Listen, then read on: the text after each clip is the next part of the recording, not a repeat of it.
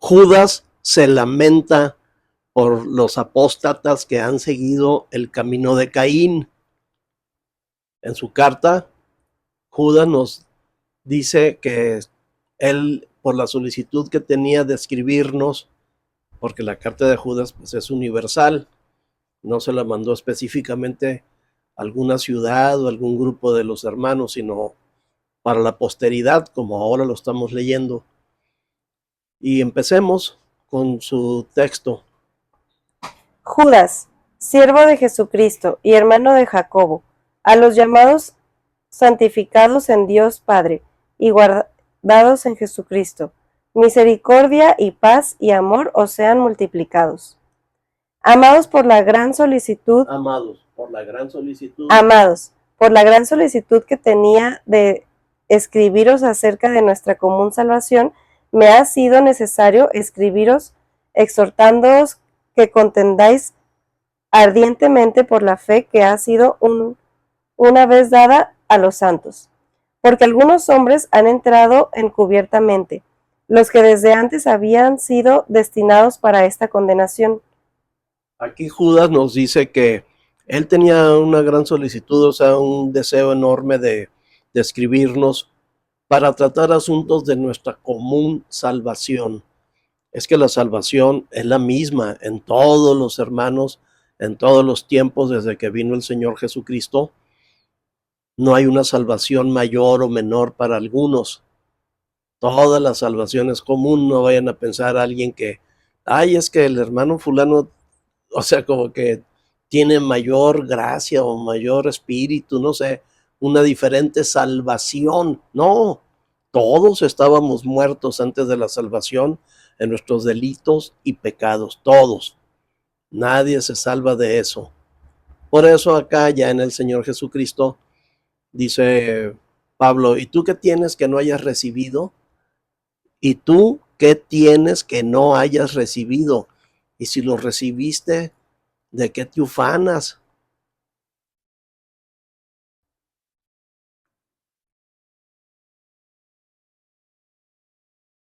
¿Salió ahí? Primera de Corintios 4:7. Porque, ¿quién te distingue? ¿O qué tienes que no hayas recibido? Y si lo recibiste, ¿por qué te glorías como si no lo hubieras recibido? Amén. Sí, es necesario pues una dosis de realidad de la humildad del Señor Jesucristo en todos los hermanos, porque hay algunos que se creen mayores que otros y no hay tales. Por eso aquí Judas nos iba a escribir acerca de la común salvación, es decir, nuestra salvación es idéntica en todos, es común, es de todos. La fraguó el Señor Jesucristo, no nosotros mismos, no tenemos ningún mérito ahí. No hay meritocracia como me han estado compartiendo algunos hermanos de que la gracia opera según nuestros méritos, no, pues entonces ya no es gracia. No, es pura gracia y auténtica gracia por la cual hemos venido. Así que Judas nos iba a escribir sobre eso, pero de pronto varió, como que el Espíritu lo guió hacia otro rumbo, y debido a que han entrado algunos hombres amadores de sí mismos y que buscan como Diótrefes, que le encantaba tener el primer lugar entre todos los hermanos, o sea, hombres que van a apoderarse, esos son los apóstatas, de la voluntad de los hermanos, los van a querer dirigir, se van a apostar como clérigos, haciendo a los demás laicos. Por eso es que Judas nos continúa diciendo, ¡Ay de ellos! Porque han seguido el camino de Caín y se lanzaron por lucro en el error de Balaam y perecieron en contradicción de Coré. Contradicción de Coré. En la contradicción. Sí, es la grande lamentación que lanza Judas. ¡Ay de ellos! Porque siguieron el camino de Caín, van exactamente como Caín y se lanzaron por lucro en el error de Balaam, es decir, por ganar dinero, y perecieron en la contradicción o la rebelión de Coré. Judas vio urgentemente necesario escribirnos sobre de esto, para que estuviéramos al pendiente, estuviéramos al tanto de que eso estaba pasando. Y si eso sucedió desde el primer siglo, pues a lo largo de los 20 que llevamos, pues se ha convertido en todo un sistema gigantesco, en un monstruo. Entonces todo eso inicia con Caín, porque de Caín, ¿qué es lo que se sabe? ¿Qué es lo que se conoce? Acá Judas lo menciona como todo un camino, pero nadie le hace caso a eso. Sino que si preguntas, oye, ¿qué pasó con Caín? ¿Por qué es célebre en las escrituras? Ah, porque mató a su hermano Abel. Eso te lo dice todo el mundo, hasta los incrédulos y fuera de la cultura occidental, donde sea, se hizo famoso Caín porque mató a su hermano. Pues eso sería como por decirlo, un pecado, ¿no? Es conocido por un pecado, por una detracción, como Coré, que es conocido, bueno, más o menos conocido, pues, por una sola detracción, que es la rebelión. Y, ¿cómo se llama? El lucro de Balaam. Balaam es conocido también por una sola detracción, que es querer ganar dinero haciendo la supuesta obra de Dios, que esa es muy común, nada más que nadie la menciona a la hora de que ven a los apóstatas ganando dinero a partir de la palabra de Dios y de la supuesta obra de Dios que hacen. Bueno, sin embargo, cuando va a mencionar a Caín, Judas dice que es todo un camino, o sea, son varios pasos, no nomás es uno por haber matado a su hermano. Antes de eso, ya le había dado continuidad al edificio de la religión maligna, de la malignidad religiosa que había empezado con Adán, tu padre. Adán aportó los rituales, confeccionándose túnicas con hojas de parra para calmar la vergüenza de su desnudez, que es metafórica, es una desnudez metafórica, todo aquí es una metáfora. No es que se hayan visto desnudos y se avergonzaron. No, la desnudez implica que se vieron vulnerables, atemorizados, cortados de la común unión con Dios, que era su fuente de poder. Se les murió el espíritu, ya no tenían conexión con la divinidad. Entonces se vieron ridiculizados. Ahora hasta a un perro le tenían miedo. Y entonces esa desnudez no se refiere a algo físico, sino a una vergüenza interior, existencial. Entonces, ¿qué hace? Metafóricamente, Adán idea unos rituales religiosoides, y acá los describe la palabra de manera metafórica, como que se hicieron túnicas. Ah, el problema es de que estamos desnudos, pues ahorita nos cubrimos, ya, ¿cuál lío? Hicieron sus túnicas y ya, descansaron. Sin embargo, ¿qué pasó con esas hojas? Pues empezaron a marchitar rápidamente, que es lo mismo que pasa con los rituales religiosos. No duran, tienen un efecto inmediato, instantáneo, va la gente a sus ritos religiosos y sale más o menos así como medio hipnotizado, como descansado de sus culpabilidades, pero no pasan 3 días, 4, cuando ya están otra vez en la derrota en general, y al siguiente domingo o lunes o cuando les toque, van y hacen otra vez otros rituales, o sea, se confeccionan otras hojas de parra como túnicas, y así hasta la fecha ha seguido el camino de Caín. Ahí está el camino de Caín en la religión, nomás que ahora ha hecho sistema gigantesco. Así que Adán aporta los rituales, pero Caín avanza mucho en la edificación de la maligna religión que es contra Cristo, porque la religión es un culto voluntario del hombre que Dios no ordenó. Caín lo que aporta es el rechazo al Cordero. Su hermano Abel sacrificó al cordero y le fue contado por justicia. Era ordenado por Dios el cordero como una sombra, como un tipo, un anuncio del verdadero cordero de Dios, que es el Señor Jesucristo, que vino miles de años después.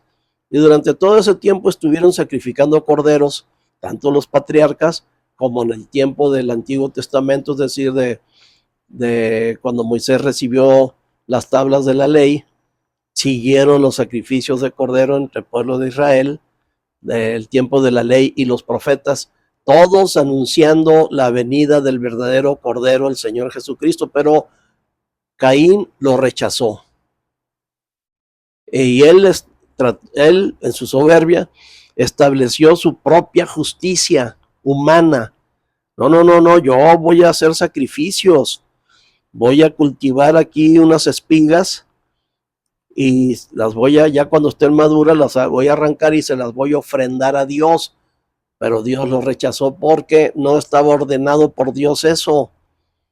La palabra dice que sin derramamiento de sangre no hay remisión de pecados. Y las espigas, pues no tienen sangre, no derraman sangre. Tienen clorofila, ese es otro líquido. Sin derramamiento de sangre no hay perdón de pecados. Hebreos 9:22. Y casi todo es purificado, según la ley, con sangre, y sin derramamiento de sangre no se hace remisión. Así es, la sangre del Cordero Señor Jesucristo. Aunque antes utilizaban la sangre de los corderos que anunciaban el advenimiento del Señor Jesucristo, pero tenía efecto allá donde era una sombra todavía, porque la gracia y la realidad vinieron con Jesucristo. Todo lo que pasó en el Antiguo Testamento y en el tiempo de los patriarcas no era real, no estaban en la gracia y la realidad, estaban en la sombra, eran tipos, eran figuras. El pueblo de Israel no era el pueblo de Dios real, era una sombra de nosotros, que somos el pueblo de Dios verídico. Dios está formando un pueblo. Dios está formando un pueblo verdadero Israel. Dice allá en el Antiguo Testamento, ¿por qué si estaban en Israel ellos? ¿Qué no se suponía que era el pueblo de Dios? Pero Dios le da una profecía y dice, Dios está formando un pueblo verdadero Israel. O sea, somos nosotros. Lo estaban profetizando ahí a partir del advenimiento del Señor Jesucristo y con todos los nacidos de nuevo, que somos verdaderamente judíos, los verdaderos israelitas. Pablo dice que no es judío el que lo es externamente en la carne. No es judío el que lo es externamente en la carne, sino en la circuncisión del corazón. Romanos 2:28-29. Pues no es judío el que lo es exteriormente, ni es la circuncisión la que se hace exteriormente en la carne, sino que es judío el que lo es en lo interior. Y la circuncisión es la del corazón, en espíritu, no en letra, la alabanza del cual no viene de los hombres, sino de Dios. De Dios. Amén. Amén. Entonces, ¿quiénes somos los verdaderos judíos? Nosotros, los del Nuevo Testamento, los circuncidados del corazón por el Espíritu del Señor Jesucristo. Somos el verdadero Israel. Aquellos judíos del Antiguo Testamento no eran el verdadero Israel, eran una sombra nada más, un anuncio. Y a partir de que el Señor resucitó, ¡pum!, salieron del propósito de Dios y se convirtieron en cuevas de toda ave inmunda y aborrecible. Pues véanlos ahora asesinando bebés y mujeres embarazadas y queriendo matar de hambre a 2 millones de palestinos, de hambre, atacando a cualquiera que quiera llevarles alimentos. Bueno, eso es independiente, pero comprueba pues que no es el Israel de Dios, sino nosotros lo somos en el Espíritu. Muy bien, entonces, El edificio de la religión maligna, todas las religiones malignas, se opone a Cristo porque trata de salvarse por sus propios medios, igualito que Caín. Ahí está Caín, hecho sistema gigantesco, monstruoso. Y también Adán, el caído, que aportó los rituales, porque no hay religión sin rituales. De hecho, los rituales constituyen, no sé, un 90% de la religión, porque a la gente no le interesa mucho la doctrina ni nada, sino nomás asistir a estar presente ahí mientras hacen una especie de chamanismo ahí pues, con incienso, con no sé qué tanta cosa que hacen de faramayas, que Dios las tiene aborrecidas, por cierto, ¿no? Ya lo dijo allá en el Antiguo Testamento. Bueno, entonces, Caín, ¿qué aportó? Aportó el rechazo al Cordero, y aportó las vanas ofrendas, esas espigas inútiles. Y luego aportó el asesinato. Él fue el primer asesino. Por eso el Señor Jesucristo después dijo que el diablo miente desde el principio y es homicida, o al revés, el diablo es homicida y miente desde el principio. Eso lo dijo el Señor Jesucristo porque desde el principio, pues allá con Caín, que fue el primer asesino, por envidia. Adelante. Juan 8:44. Vosotros sois de nuestro padre el diablo. De vuestro padre el diablo. El diablo, sí. Y los deseos de vuestro padre queréis hacer. Él ha sido homicida desde el principio, y no ha permanecido en la verdad, porque no hay verdad en él. Cuando habla mentira, de suyo habla, porque es mentiroso y padre de mentira. Amén. Sí, desde el principio es homicida. Ahí está Caín y miente. Les mintió a los Adán que iban a ser como Dios. Cuando ya eran como Dios, era el colmo, ¿no? Pero se los presentó de una manera muy morbosa, muy especial, que se engatusaron y cayeron. Bueno, Caín pues aporta el rechazo al Cordero. Las religiones rechazan al Cordero, quieren que te salves por obras. Y luego aporta las vanas ofrendas, las espigas, que hasta la fecha siguen presentando, dicen, fruto de la vid y del trabajo del hombre. O sea, son las espigas. Y luego el asesinato, la persecución al pueblo de Dios, porque Abel era todo el pueblo de Dios que había en ese momento, en la persecución y asesinato al pueblo de Dios.